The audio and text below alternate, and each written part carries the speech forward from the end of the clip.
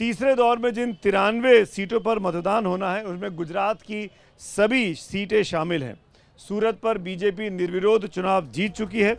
कर्नाटक की भी बाकी बची 14 लोकसभा सीटों पर कल मतदान होना है। आपको बता दें, कर्नाटक में 14 पर मतदान हो चुका है और कर्नाटक में इस वक्त मामला काफ़ी गरमाया हुआ है। HD रेवन्ना के कथित सेक्स जो वीडियो सामने आए हैं उसके बाद से। कल ही मध्य प्रदेश की 9 लोकसभा सीटों पर मतदान किया जाएगा। महाराष्ट्र की 11 सीटों पर कल मतदान होना है। उत्तर प्रदेश की भी 10 लोकसभा सीटों पर कल ही मतदान होना है। इसके अलावा बिहार की 5, छत्तीसगढ़ की 7 और बंगाल की 4 सीटों पर भी कल मतदान होना है। तीसरे चरण की जिन 93 सीटों पर कल मतदान होना है उसमें बीजेपी का बहुत कुछ इस बार दांव पर लगा है। आप ये कह सकते हैं कि ये तीसरे चरण का जो चुनाव है ये बीजेपी के लिए अग्नि परीक्षा वाला चुनाव है। बीजेपी ने पिछले साल 2019 में जो चुनाव हुए थे उसमें 71 सीटें जीती थी इन 93 में से। एनडीए को कुल 78 सीटें मिली थी, यानी आप एक तरीके से मान सकते हैं बहुत अच्छा, बहुत ही शानदार स्ट्राइक रेट था बीजेपी का और एनडीए का। विपक्षी गठबंधन को महज 12 लोकसभा सीटें मिली थी और कांग्रेस को इनमें सिर्फ 4 सीटें ही मिल पाई थी। इस लिहाज से बीजेपी को कल के चुनाव में अपने पुराने प्रदर्शन को हर हाल में दोहराना होगा अगर उसको 370 के लक्ष्य को पाना है। विपक्ष के लिए भी इस दौर में काफ़ी कुछ मौका छिपा हुआ है। अगर विपक्ष 93 सीटों में बीजेपी के नुकसान पहुंचा सकता है, बीजेपी के रथ को रोक सकता है, तो बीजेपी की गाड़ी 370 के उस कथित मिशन 370 को पूरा नहीं कर पाएगी जिसका नारा प्रधानमंत्री ने दिया था। कल लोकसभा चुनाव के दौरान में 3 ऐसे राज्य हैं जहां पर बीजेपी के लिए करो या मरो की लड़ाई है, जो बीजेपी के किले कहे जा सकते हैं। यहाँ बीजेपी ने बीते कई साल की लगातार मेहनत से अपनी बहुत ठोस जगह बना रखी है। इन किलों में सेंध लगाना विपक्ष के लिए एक बहुत बड़ी चुनौती कल सामने आने वाला है। जैसे गुजरात की सभी 25 की 25 सीटें 2019 में बीजेपी ने जीती। यहाँ सूरत की सीट बीजेपी पहले ही हासिल कर चुकी है, इसीलिए मैं 26 नहीं बोल रहा हूँ, 25 बोल रहा हूँ और बाकी 24 सीटों पर उसकी नज़र अब बनी हुई है। कर्नाटक में बीजेपी ने वो सभी 14 सीटें पिछली बार हासिल की थी जहां पर कल मतदान होना है, यानी कर्नाटक में कल सारी बीजेपी की सीटें दांव पर लगी हैं। कर्नाटक में हाल ही में सरकार बदली है, बीजेपी की सरकार चुनाव हारी है विधानसभा में, वहां कांग्रेस की सरकार बन गई है और इस बीच में जैसा कि हमने बताया सांसद HD प्रज्वल रेवन्ना और उनके पिता HD रेवन्ना का जो मामला चल रहा है वो और गंभीर मामला इस वक्त अश्लील टेप कांड का चल रहा है, जो बीजेपी के लिए कठिन चुनौती बनकर आया है। उसी तरीके से उत्तर प्रदेश भी है तीसरा राज्य जहां पे कठिन परीक्षा है। 10 लोकसभा सीटों पर कल मतदान होगा। बीजेपी की इन सभी सीटों को फिर से जीतना ज़रूरी होगा और इसमें वो सीटें भी हैं जो यादव बेल्ट की सीटें कही जाती हैं, जहां पर पिछली बार बीजेपी ने शानदार प्रदर्शन किया था। यहाँ तक कि कन्नौज की सीट जो कि मुलायम सिंह यादव की सीट कही जाती थी, उस सीट पर भी बीजेपी के सुब्रत पाठक ने डिम्पल यादव को चुनाव पिछली बार हरा दिया था।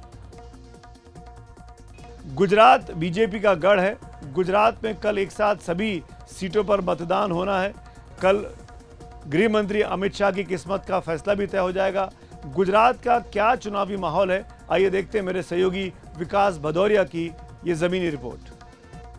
देश में तीसरे चरण के लिए लोकसभा चुनाव का मतदान होना है। इसकी 93 लोकसभा सीटों में से गुजरात की 25 लोकसभा सीटों पर मतदान होना है। 26 में से 1 लोकसभा सीट जो कि सूरत की है वो निर्विरोध बीजेपी के उम्मीदवार मुकेश दलाल वहां से निर्वाचित हो चुके हैं। इस तरह से अब 25 लोकसभा सीटों पर मतदान होना है। इन 25 लोकसभा सीटों में कुछ VIP सीट भी हैं। उसमें गुजरात की गांधीनगर सीट है जहां से केंद्रीय गृह मंत्री अमित शाह चुनाव मैदान में है। वहीं राजकोट से केंद्रीय मंत्री पुरुषोत्तम रुपाला चुनाव लड़ रहे हैं। इसके अलावा केंद्रीय मंत्री और स्वास्थ्य मंत्री मनसुख भाई मांडविया पोरबंदर से चुनाव मैदान में है। इन 25 लोकसभा सीटों पर कल जब मतदान होगा तो प्रधानमंत्री नरेंद्र मोदी भी अहमदाबाद में अपना मतदान करेंगे। केंद्रीय गृह मंत्री अमित शाह भी अहमदाबाद में मतदान करने के लिए पहुंचेंगे। तो गुजरात की जो 25 लोकसभा सीटें हैं यहाँ पर बीजेपी ने तकरीबन 5 लाख वोटों से जीतने का टारगेट अपने पास रखा है। गुजरात में क्षत्रियों की नाराजगी भी एक बड़ा मुद्दा है। इसका सीधा असर बताया जा रहा है 5 से 6 लोकसभा सीटों पर है। हालांकि ईवीएम में जब मतदान हो जाएगा, ईवीएम सील हो जाएंगे, तो उसके बाद 4 जून को इसके नतीजे आएंगे। तभी ये साफ हो पाएगा कि बीजेपी अपने लक्ष्य तक पहुंचती है या नहीं। लेकिन देश की बाकी राज्यों की लोकसभा सीटों पर भी मतदान है और वहां पर भी देश दुनिया की नज़र जमी हुई है। और अब देखते हैं कि तीसरे दौर की 93 सीटों में से कौन सी पार्टी कितनी सीटों पर लड़ रही है। बीजेपी सबसे अधिक 93 में से 81 सीटों पर लड़ रही है। कांग्रेस 93 में से 68 सीटों पर अपनी किस्मत आजमा रही है। बीएसपी 79 सीटों पर अपनी किस्मत आजमा रही है। समाजवादी पार्टी इस दौर में यूपी की सभी 10 सीटों पर मैदान में है। तृणमूल कांग्रेस भी 6 सीटों पर अपनी किस्मत आजमा रही है। शिवसेना उद्धव ठाकरे 5 सीटों पर लड़ रही है और एनसीपी शरद पवार 3 सीटों पर अपनी किस्मत आजमा रही है। और आइए अब एक नजर डालते हैं तीसरे चरण में कौन कौन से बड़े दिग्गज हैं जिनकी किस्मत का फैसला कल ईवीएम में कैद होने वाला है और कौन कौन से कड़े मुकाबले हमको देखने को मिलेंगे। सबसे पहले गृह मंत्री अमित शाह, जो गुजरात के गांधीनगर से चुनाव लड़ रहे हैं। एआईयूडीएफ के बदरुद्दीन अजमल असम के धुबरी से चुनावी मैदान में है। स्वास्थ्य मंत्री मनसुख मंडाविया गुजरात के पोरबंदर से चुनावी मैदान में है। प्रहलाद जोशी कर्नाटक के धारवाड़ से बीजेपी के उम्मीदवार हैं।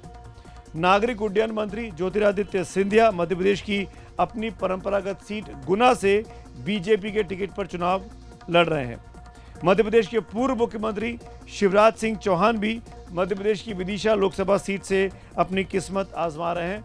कल उनकी भी किस्मत तय होगा कि वो दिल्ली की राजनीति में क्या कुछ आगे जाकर करने वाले हैं। शरद पवार की बेटी सुप्रिया सुले एक बार फिर महाराष्ट्र के बारामती सीट से अपनी किस्मत आजमा रही हैं। वो एनसीपी शरद पवार गुट की पार्टी के उम्मीदवार हैं। यहाँ उन्हें अपनी भाभी सुनेत्रा पवार से चुनौती मिली है। सुनेत्रा पवार अजीत पवार की धर्मपत्नी है और अजीत पवार ने असली एनसीपी का जो चुनाव चिन्ह है वो अजीत पवार के पास चला गया है। बीजेपी नेता नारायण राणे महाराष्ट्र के रत्नागिरी सिंधुदुर्ग सीट से किस्मत आजमा रहे हैं। समाजवादी पार्टी की नेता डिम्पल यादव सपा की परंपरागत सीट मैनपुरी से इस बार चुनावी मैदान में है। पिछली बार वो कन्नौज से हार गई थी, उसके बाद मैनपुरी का उपचुनाव हुआ था। मुलायम सिंह के देहांत के बाद उसको उन्होंने जीता। मैनपुरी की वो सिटिंग सांसद हैं। मैनपुरी से इस बार किस्मत आजमा रही हैं। केंद्रीय स्वास्थ्य राज्य मंत्री एसपी सिंह बघेल एक बार फिर आगरा की सीट से अपनी किस्मत आजमा रहे हैं। बीजेपी की एक और वरिष्ठ नेता सरोज पांडे छत्तीसगढ़ की कोरबा सीट से उम्मीदवार हैं और उनकी सीट पर भी कल ही मतदान होना है।